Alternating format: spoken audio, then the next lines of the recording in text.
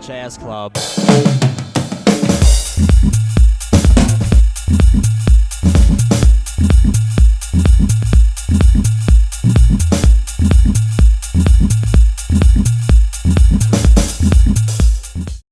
Hello and welcome to Big Wrist Watches. In this video I'm going to talk about the watch where it all started for me, the Seamaster 300 Professional James Bond. As you've probably already noticed in the background of these videos, I am a huge Bond fan. I have collected the most interesting cars in the movie franchise, which you can see here. While I have learned to love the older Bond movies over time, no other movie has ever made me feel like I felt when I watched GoldenEye for the very first time. I was about 12 years old at the time, and I immediately fell in love with Brosnan as James Bond. Cards on the table, the 90s Brosnan is still my man crush to this day. I can still remember the goosebumps when he crashes that tank through a wall in St. Petersburg with the Bond theme blaring through the speakers, and laughing when that statue lands on those two cop cars. The stuff of legends, if you ask me. In my opinion, Pierce Brosnan was able to combine the humor of Roger Moore's Bond with a pinch of the style and elegance of the legendary Sean Connery, now sadly deceased. He even had a touch of Daniel Craig's butchness, but a lot more under the radar. For me, Brosnan portrayed a combination of all the right traits which make up a perfect James Bond. And no one can persuade me otherwise, believe me, people have tried. So when I saw that Seamaster on Bond's wrist doing all those neat tricks, it cemented into my brain that I had to own that watch one day. However, at that time, reality dictated that such an expensive watch was simply preposterous. And even when I started to make a little money, it seemed absurd to put such a large amount of money into a watch. So I dabbled with Casios and Festinas like a good money-conscious citizen is supposed to do. Now regretfully, it required a very sad and life-changing event to finally push me over the edge. About 9 years ago, my mom passed away, and as a consequence, I inherited a little bit of money. So I decided to finally buy my Grail watch, because if I would just spend it on stuff I actually needed, I'd have nothing to remember her by. So I went and bought myself the Seamaster 300 Professional Quartz, the exact same watch that Brosnan wore in GoldenEye. I really wanted the automatic, which he wore in his other movies, but the Quartz was expensive enough already. Now I wore that watch every single day for about 3 years straight, until I started to dabble again with other watches, going from Vostoks to Tissot's, etc. Now those were the early days of what has now become an obsession. So it wasn't long before the Quartz made me feel like it was close but no cigar. I was regretting the decision not having sprung for the automatic version in the beginning. I already had a few automatics in the collection, and a ticking second hand symbolized cheapness to me at that time. So I decided to sell the Quartz and buy myself the automatic instead, which is the one I still have right now. Now, funnily enough, I sold my Quartz for more than I paid for the automatic, which has meanwhile severely risen in value. Before we get to reviewing the S&P 300 though, I'm going to talk a little about the Seamaster's history, which takes us back to 1932, when Omega introduced its very first diving watch, the Marine. This watch was worn by Yves Le Prieur, who is now considered to be the father of modern diving. He was a French Navy officer and the inventor of the modern scuba mask and tank. In 1948, to celebrate Omega's 100th anniversary, the very first Seamaster was introduced.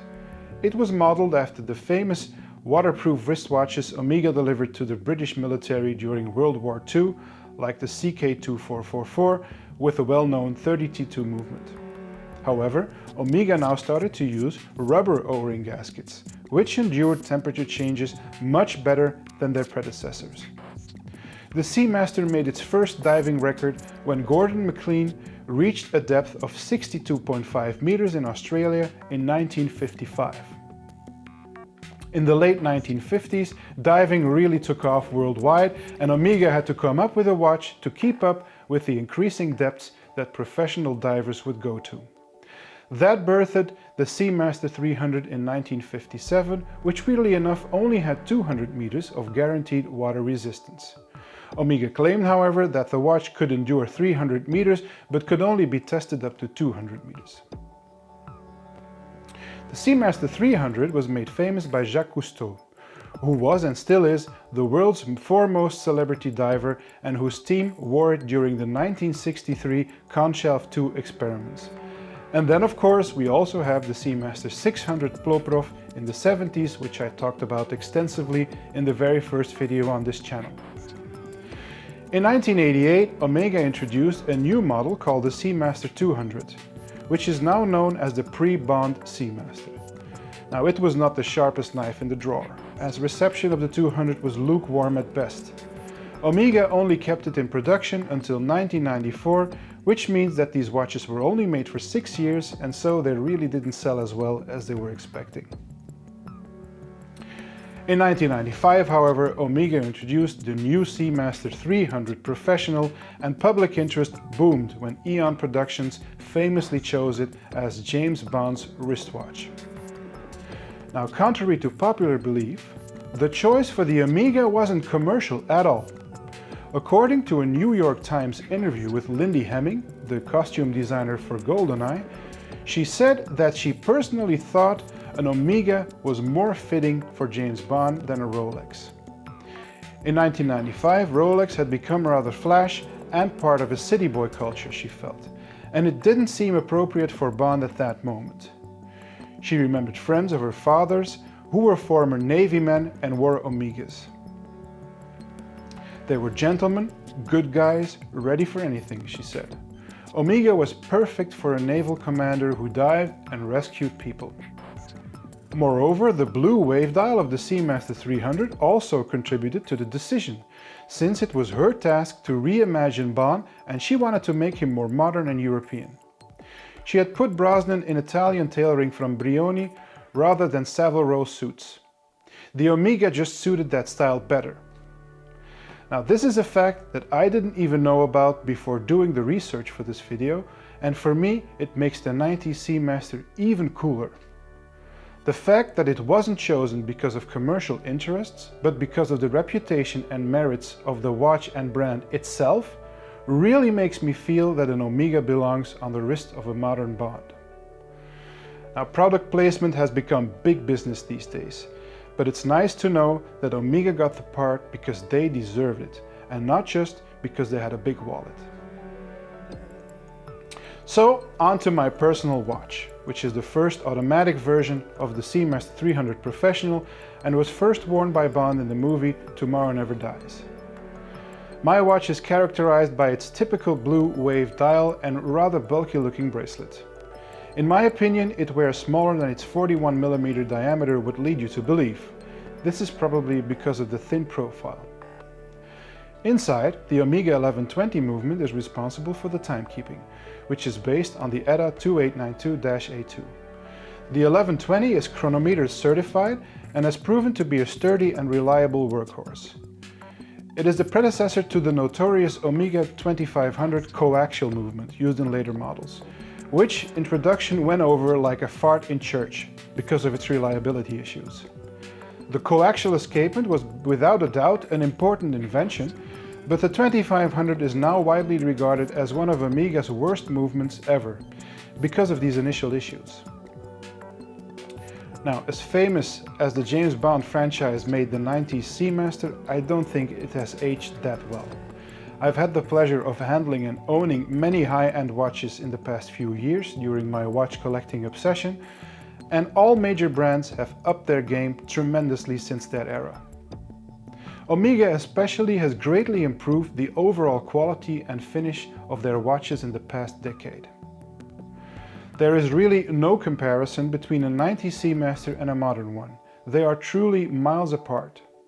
The thing that maybe irks me the most is the bracelet, which especially looks like it took a beating from the ugly stick compared to more modern Omega bracelets. I have to admit though that my Seamaster has some patina and it could benefit from a nice refinish from a watchmaker, since they look best in factory fresh condition.